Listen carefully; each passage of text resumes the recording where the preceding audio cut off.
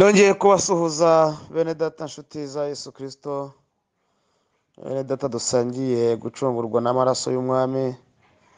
Twese aho turi hirya no hino mu bihugu bitandukanye, umwami Imana nabarebe neza kandi abahe umugisha kandi abiteho kuri uyu munsi.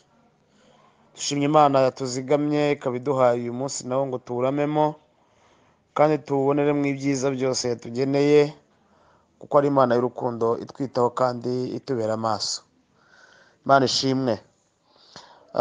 Uyu ni umunsi wa gatatu tugiye gukomeza inyigisho yacu twise kwimuka mu miturire mibi yo mu buryo bw'umwuka, aho twise mu manegeka cyangwa se ahantu umuntu atuye akaba atakwiringira ubuzima busanzwe cyangwa atakwiringira amahoro arambye bitewe n'uko hari. Mbibutsa ko twayobowe n'ijambo ry'Imana kandi ibyo turimo tuvuga ni ibyo mu buryo bw'umwuka, kugira ngo umuntu wese w'umukristo abashe kumenya neza ko hari ahantu yatura heza hizewe, akaba umugenerwabikorwa w'ijuru. Imana ikaba ishobora kumubona vuba byihuse, ikaba ishobora kumwumva vuba byihuse. Mbibutsa ko twasomye ijambo ry'Imana mu Bacamanza ibice 4 umurongo waho wa 4 n'uwa 5. Niyo mirongo ibiri aho turimo dufatira icyitegererezo ku witwa Debora, wabaye umwe mu bacamanza babereye abacamanza ba Isiraheli nyuma y'urupfu rwa Yosuwa. Haratubwiye ngo icyo gihe umucamanza w'Abisiraheli yari Debora, umuhanuzikazi Mukarapidoti. Yari atuye munsi y'igiti cy'umukindo wa Debora hagati y'Irama n'i Beteli mu gihugu cy'imisozi miremire ya Efurayimu. Abisiraheli bose bajyaga bahamusanga ngo bacire imanza. Amen. Twavuze umukindo, uburyo usobanura umukiranutsi, usobanura gukiranuka. Kandi tubona umukiranutsi uburyo ari bugufi cyane bw'Imana. Imana imureba bugufi ikamwumva bugufi. Umunsi w'ejo twavuze Irama, ko ari ku gasozi k'abahanuzi n'ibihanurwa by'ukuri, kudashobora gutura Irama ngo uvangirwe, kudashobora gutura Irama ngo uyobe, kuko uba uri mu ijambo ry'Imana. Uyu munsi turashaka kuvuga Beteli rero, aho ijambo ry'Imana ritubwiye ngo aratuye hagati y'Irama n'i Beteli. Turashaka kuvuga kuri uyu musozi wa Beteli ngo twumve ibyaho, twumve icyo Imana ivuga kuri Beteli. Ntabwo turi busome amagambo menshi yavuga kuri uwo musozi, ariko reka dusome icyanditswe kiri mu Itangiriro ibice 28 umurongo w'10, niwo duheraho dukomeza twigira hepfo gato. Itangiriro 28:10 haravuze ngo Yakobo ajya i Berisheba, agenda yerekeje i Harani, agera ahantu araharara buracya, kuko izuba ryari rirenze. Yenda ibuye mu mabuye yaho araryisegura, aryamaho arasinzira. Ararota abona urwego rushinzwe hasi rukageza umutwe mu ijuru, abamarayika b'Imana baruzamukiraho bakarumanukiraho. Kandi Uwiteka yari ahagaze hejuru yarwo, aramubwira ati, ndi Uwiteka Imana sogokuruza Aburahamu, Imana y'Isaka. Iki gihugu uryamyemo nzakiguha ubwawe n'urubyaro rwawe. Urubyaro rwawe ruzangana n'umusenyi n'umukungugu wo hasi. Uzakwira iburengerazuba n'iburasirazuba n'ikasikazi n'ikusi. Kandi muri wowe no mu rubyaro rwawe nimo imiryango yose yo mu isi izaherwa umugisha. Dore ndi kumwe nawe, nzakurindira aho uzajya hose, kandi nzakugarura muri iki gihugu, kuko ntazagusiga ntarakora ibyo nkubwiye. Yakobo arakanguka aravuga ati, ni ukuri Uwiteka ari aha hantu, nanjye nari ntabizi. Aratinya aravuga ati, erega aha hantu hateye ubwoba. Aha hantu nta kindi ni inzu y'Imana, aha niho rembo ry'ijuru. Yakobo azinduka kare kare, yenda ibuye yiseguye, ararishinga ngo ribe inkingi, arisukaho amavuta ya elayo. Aho hantu ahita Beteli, ariko mbere uwo mudugudu witwaga Luzi. Yakobo ahiga umuhigo ati, Imana nibana nanjye ikandindira mu rugendo ngenda, ikajya impa ibyo kurya n'ibyo kwambara, nkazagaruka kwa data amahoro, Uwiteka azaba Imana yanjye, n'iri buye nshinze nk'inkingi izaba inzu y'Imana, kandi ku byo uzajya umpa byose sinzabura kuguha 10%. Amen. Aha dusomye inkuru rero zitwereka amateka y'aha hantu hitwa Beteli. Bibiliya ivuze ko hari hasanzwe hitwa Luzi. Haraye umukurambere w'Abisiraheli witwa Yakobo, yari arimo ajya kwa nyirarume Labani, hanyuma bumwiriraho. Ibyo byose byari bibaye nyuma ya cya gihe cyose yari amaze kubona ubutware abwambuye mwene se. Hanyuma rero icyo gihe ahageze kuri uwo musozi ngo araharyama, bwari bwije, bwari bumwiriyeho, aryama aho hantu. Ntabwo yari ageze iyo ajya, ariko urugendo rwari rugikomeje. Hanyuma ngo aharyamye asinziriye yiseguye ibuye ryo kuri uwo musozi witwaga Luzi, ngo agiye kubona abona urwego. Haleluya! Urwego rushinze ku musego we, urwego rushinzwe ngo rugeza umutwe hejuru. Haleluya! Urwo rwego ngo agiye kwitegereza, yari ari mwiyerekwa, abona ngo abamarayika barimo bararuzamukaho, abandi nabo barimo bararumanukaho. Akomeza kureba urwo rujya n'uruza rw'abamarayika bazamuka. Abazamukaga ni abazamukanaga ibyifuzo n'amasengesho y'abera, abamanukaga ni abamanukaga bazanye ibisubizo. Uko bacuragana, uko bakora iyo mirimo yabo, ngo agiye kwitegereza abona ngo Imana iri hejuru. Haleluya! Abona ngo Imana iri hejuru. Aho urwo rwego rwagarukiraga abona intebe y'Imana, abona Imana ihicaye. Imana ivugana nawe, yumva ijwi rimubwira ngo iki gihugu uryamyemo nzakiguha. Haleluya! Nzakiguha wowe n'urubyaro rwawe ruzakurikiraho. Imana ishimwe cyane. Tugeze i Beteli. I Beteli Yakobo ngo Imana ivuganirayo nawe, imuha amasezerano akomeye cyane, imusezeranya ibintu bikomeye cyane. Ivuga ko izabana nawe, izagendana nawe, izarinda intambwe ze, kandi ko izamujyana ikazamugarura amahoro. Imubwira ko itazamureka. Haleluya! Idashohoje ibyivuze. Imana yacu nihabwa icyubahiro. Haleluya! I Beteli rero ni mu nzu y'Imana. I Beteli ni mu nzu y'Imana. I Beteli ni mu nzu y'Imana. Nibavuga Beteli ujye wumva mu nzu y'Imana. Ndagira ngo mvuge imwe mu migisha duhererwa i Beteli. Icyambere, i Beteli niho hantu hambere Imana yomorera ibikomere imitima y'abantu bayo. Haleluya! Mu nzu y'Imana niho hantu hambere Imana yomorera ibikomere abakunzi bayo, abaje mu nzu yayo. Twese twinjiye mu nzu y'Imana dufite ibikomere by'umutima. Twinjiye mu nzu y'Imana tumerewe nabi, duhangayitse.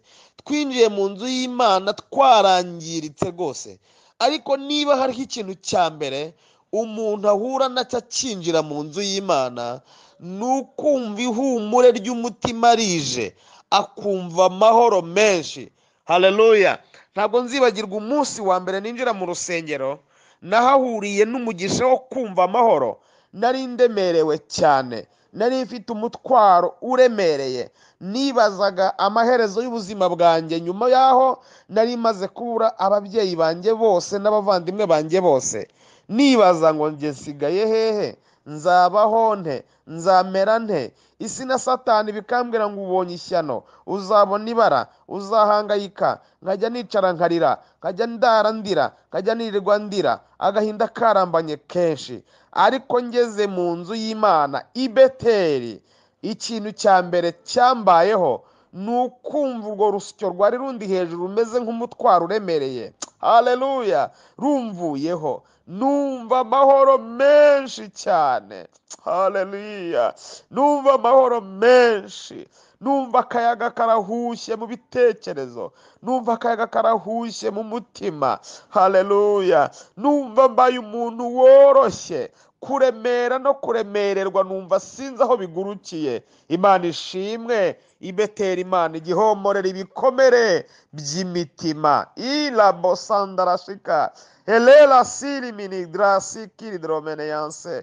Haleluya, haleluya. Ibikomere, abantu benshi dufite ibikomere bikomeye utakomorerwa ahandi hantu aho ariho hose, bikeneye umwami w'amahoro, umwami ugukunda, haleluya. Uwo niwe wenyine ujya ubasha gukiza ibikomere by'umutima, amarangamutima yarangiritse, ahantu hose wumva utari muzima kubera isi n'ibyayo, ariko wahagera ukumva amahoro menshi aratemba nk'uruzi. Icyo ni icya mbere tubonera i Beteli. Niyo mpamvu navuze ngo ni byiza ko umuntu yimuka agatura ahantu heza, ahantu hazima. Icya kabiri, ibyo ni ibintu ijuru rigenera abageze i Beteli. Icya mbere ni amahoro y'umutima no kumva ibikomere wari ufite bishize. Icya kabiri, i Beteli tuhahererwa amasezerano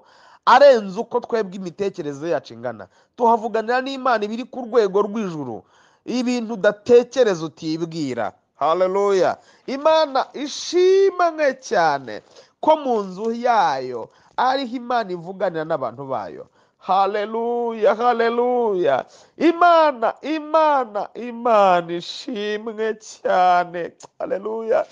Imana ishimwe. Amasezerano, Yakobo aha hantu yari wenyine, ariko Imana iravuga ngo nzaguha umugisha wowe ubwawe n'urubyaro ruzakurikiraho, ngo urubyaro rwawe ruzagera iburasirazuba n'iburengerazuba n'ikusi n'ikasikazi. Ntabwo ushobora kumva ibyo bintu uburyo Yakobo yabyumvaga, byari ibintu birenze ubwenge bwe. Imana ishimwe. Imana ntigitinya kuba yakubwira ngo nzaguhagurutsa hano muri ubu buzima busa butya, nkugire umuntu uyu ukomeye, nzagutuza mu gihugu iki n'iki. Abantu benshi hari ahantu bari bagiye bahajya kubera iby'Imana yavuganiye nabo i Beteli, haleluya. Iby'Imana yababwiye, amasezerano akomeye twaherewe mu nzu y'Imana. Umunsi umwe Imana yigeze imbwira ibintu, nari ndi ku musozi ndi gusenga mu mwaka w'ibihumbi 2000. Imana impa amasezerano akomeye cyane. Imana ivuze ibintu, abantu twari turi kumwe bose baracanganyikirwa gusenga barabyihorera. Noneho n'umuhanuzi wampanuriraga amaze kugaruka mu mubiri yibutse ibintu ahanuye n'uwabibwiye, abona ntibihura, ashaka undi muhanuzi ku ruhande, aramubwira ati nsengera, ndavangiwe, nari nzi ko mpanuriye runaka, none nsanze mpanuriye wa muntu wo kwa runaka yandushye yanzahare. Hari umurimbyi umwe yaravuze ngo abantu babona ko atari wowe bikwiriye, Imana ikabona yuko uruta ibishongoro, ukabona ko uruta ibikwerere. Imana ijya iturebera mu ishusho yayo. Imana ijya itugenera ibiri ku rwego rw'ijuru, iby'ubwenge budatekereza, ibyo utibaza, ibyo utibwira, iby'ubwenge bwawe butigeze bwibaza, iby'ibitekerezo byawe bitigeze byitekereza. Imana nibyo isezeranya, Imana nibyo ivuga, Imana nijya ibwira abakunzi bayo bageze i Beteli. Imana rero ntibeshya, haleluya. Imana ntibeshya, ibyo isezeranya irabikora, ibyo isezeranya irabisohoza, ibyo ivuze nibyo ikora. Imana ishimwe, Imana nisingizwe, Imana nihimbazwe. Ndashaka kubabwira ngo uyu munsi wa none wongere wibuke iby'Imana yavuganiye nawe i Beteli, ko nta na kimwe kitazabura gusohora, byose bizasohora. Bimwe mu byo Imana yambwiye icyo gihe narabibonye, ibindi ndacyabitegereje. Sinzibagirwa ko icyo gihe aribwo Imana yampaye isezerano rikomeye. Nari umusore mfite imyaka 19, Imana irambwira ngo nguhaye umwana w'umuhungu. Mbwira umuhanuzi ndamubwira nti jyewe ndi umusore sindashaka. Irambwira ati ndamuguhaye ndi Uwiteka.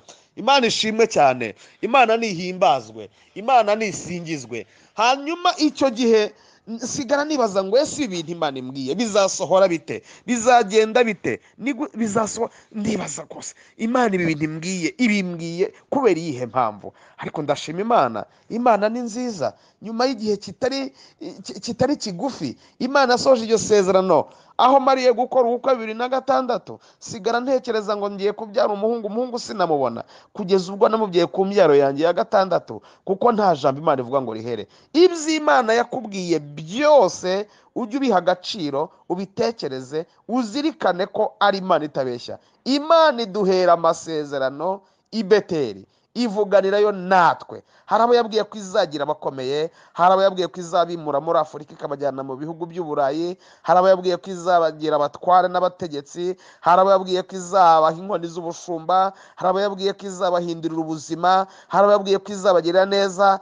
Kandi umupfundikizo w'ibyo byose tukagira n'isezerano mukuru wa yandi yuko tuzabona ubugingo buhoraho. Haleluya, haleluya. Imana ishimwe rero, Imana ishimwe. I Beteli iyo uhari uba uri mu irembo ry'ijuru, uba aho Imana ivugira, uba aho Imana ikorera. Imana ivugira amasezerano i Beteli, haleluya, igakomeza imitima y'abayumvise. Yakobo aha hantu yabwiriwe ibi, nawe yarakangutse aravuga ati ntabwo byaviramo, ntibyarangiriraho. Imana ntiyabimbwiye ngo nanjye nerirwe kuyibwira. Haleluya. Arangije ngo aravuga ati Imana nanjye nujyana nanjye ukazagarukana nanjye ukama ibyo kurya n'ibyo kunywa, nanjye nkazagaruka muri iki gihugu. Aravuga tuzaba Imana yanjye kandi niriwe nshinze aha, haleluya, rizaba umuhamya. Aravuga ati kandi mu byo uzajya umpa ntabwo nzajya mbura kuguha 1/10.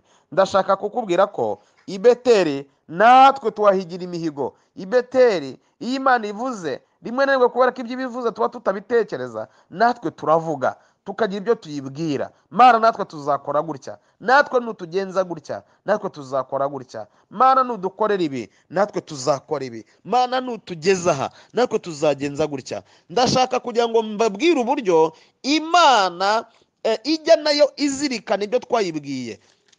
Hari igihe usanga abantu turiho mu buzima bwo kubwira Imana ngo ibuka ibyo wavuganiye natwe aha n'aha, ibuka ibyo watubwiriye aha n'aha. Mana ko wambwiye ngo bizagenda gutya, bigeze he? Mana ko wambwiye ngo bizagenda gutya, bite ko ntabyo mbona? Tujya tugira igihe natwe dusa nkaho twishyuza iby'Imana yavuganye natwe. Ariko ndagira ngo mbibutse cyangwa mbamenyeshe uburyo n'Imana nayo ijya izirikana ibyo twayibwiriye mu nzu yayo. Dusoma Itangiriro 31 umurongo wa 13. Itangiriro 31 umurongo wa 13 uravuze ngo ndi Imana y'i Beteli, aho wasigiye amavuta ku nkingi ukampiga umuhigo. Haguruka uve muri iki gihugu usubire mu gihugu wavukiyemo. Amen. Iki ni igihe nyuma y'imyaka isaga 20 Yakobo ari kwa Labani, yaragiye ari umwe, amaze kugira imikumbi y'intama n'iy'ihene, amaze kugira abagore 2 n'abana, amaze kugira ibintu, amaze kugera ahantu nawe abona atangiye gufatika. Imana iramusanga mu nzozi nijoro, iramubwira ngo ndi Imana y'i Beteli. Yongera kumwibutsa aho bavuganiye.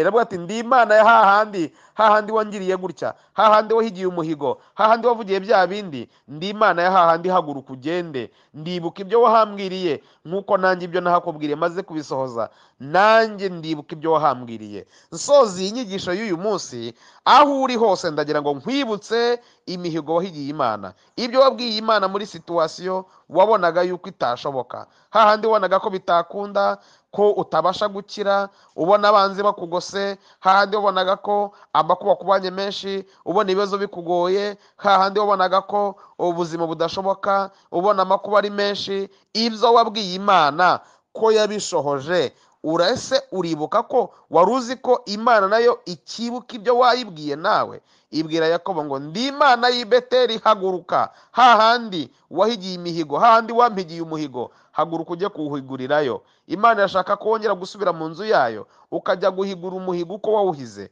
Imana itugire neza. Hari abo wahize kuzagirira neza uwatereye agati mu ryinyo, hari imihigo wize yuko ari byo uzakora mu nzu yayo uwatereye agati mu ryinyo. Kandi ugenzure neza, uraza gusanga bimwe mu byo mwari mwavuganye nayo i Beteli yarabigukoreye. Mwene data, nshuti yanjye, uyu munsi wa none nakwibutsaga kugira ngo nkwibutse ko i Beteli ari agasozi keza, ahantu Imana yomorera ibikomere by'imitima dufite, yarangiza ikaduhera amasezerano, ariko kandi ikajya izirikana natwe ibyo twayihabwiriye. Imana igushoboze, nanjye nshoboze kubasha guhigura imihigo twahize, kubasha gukemura ibyo twabwiye Imana, kubasha gushyira mu buryo ibyo twayisezeranije ko tuzayikorera natwe. Imana ibahe umugisha, mugire umunsi mwiza. Shalom shalom. Dusenge. Mana, turagushimiye, uri Imana ivugana natwe kandi wadusezeranyije byinshi. Sengeye uyu muntu ufite ibikomere ku mutima kugira ngo ubyomore, kuko ni we wenyine ujya ubasha komora ibikomere bikarangira burundu burundu, umuntu agahumeka akumva afite ubuzima buzima. Kandi ni wowe Mana ijya ibasha guhindura amateka kubw'amasezerano dusezeranya ukayasohoza. Dushoboze natwe guhigura ibyo twaguhigiye, ibyo twakubwiriye i Beteli, kandi uduhe imitima yo kuhaguma kuko ari heza, ari byiza. Dawidi yigeze amara imyaka myinshi atajyayo, ariko umunsi agera i Yerusalemu yaravuze ati narishimye cyane, naranezerewe ubwo bambwiraga ngo njye mu nzu y'Imana.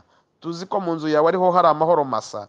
Turasenze kugira ngo dushoboze kuhaguma iteka, tuhashorere imizi, tuhahagarare, tuharahame kandi tuharamire, tuhagire ubuzima buzima bwo mu mwuka ndetse no mu mubiri tugire ubuzima buzima.